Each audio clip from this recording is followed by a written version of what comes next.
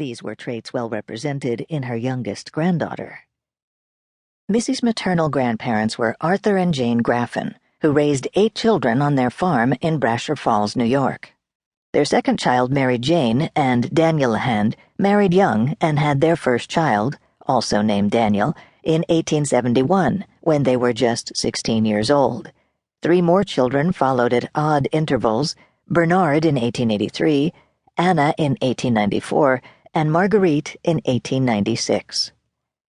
At the time of Missy's birth, her parents were more than 40 years old, and her oldest brother was nearly 25 years her senior.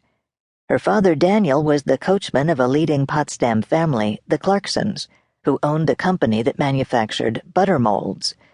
She was born on September 13, 1896, at the LeHand home on the northwest corner of Cedar and Main Streets in Potsdam.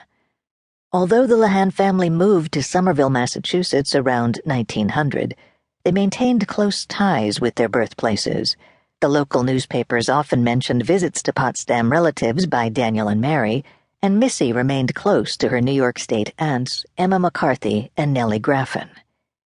A spinster who lived with her mother and other relatives throughout her life, Nellie became a frequent guest of Missy's at the White House and the Roosevelt home in Hyde Park. An exceptional gathering of the Graffin family occurred in 1911, when Missy was 14. On a most perfect summer day in July, Missy's widowed grandmother, Jane Graffin, held a reunion at her Brasher Falls home, attended by 25 family members, some of whom had not met for 3 decades. They gathered around tables at both a midday meal and evening supper, with dishes perfect in quantity, quality, and effect.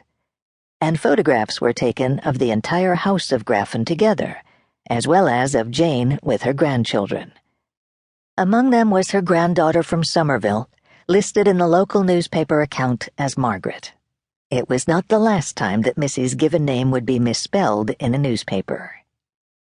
Somerville had existed since colonial days as part of the city of Charlestown, but it became a separate town in 1842, given a purely fanciful name with no historical significance. In 1900, Somerville was a working-class suburb of Boston, densely populated with 62,000 residents, packed into 4.2 square miles.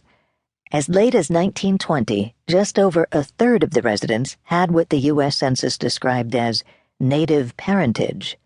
The rest were immigrants, children of immigrants, or of mixed native and immigrant parentage, largely Irish and Italian. Its tonier neighbors sometimes referred to the city as Slummerville because of its blue-collar residents and a reputation for crime. Among Somerville's claims to fame at the time Missy's family moved there were Mary Sawyer, the woman whose love for her pet lamb had inspired the nursery rhyme, Mary Had a Little Lamb, and McLean Asylum, a progressive hospital for the mentally ill, whose patients had included the brothers of Ralph Waldo Emerson. It boasted enterprising business people, too, including a young immigrant from Canada named Alfred Fuller, who took a job in Somerville as a brush and mop salesman and parlayed his success into the Fuller Brush Company. Another man, Joseph Archibald Query, developed a marshmallow cream spread, which he called Fluff, and began peddling it door to door in 1917. He eventually sold the recipe for $500, but the product is still marketed internationally as Marshmallow Fluff. Today, Somerville residents proudly claim it as their homegrown culinary creation and hold a What the Fluff festival each September. The LeHands eventually settled in a 3-story house at 101 Orchard Street. They joined St. John the Evangelist Catholic Church on Massachusetts Avenue in Cambridge and sent their younger children to the public schools. Daniel Jr., known as Dan, married a woman named Georgiana, nicknamed Georgie, and at age 39, both were living with his parents.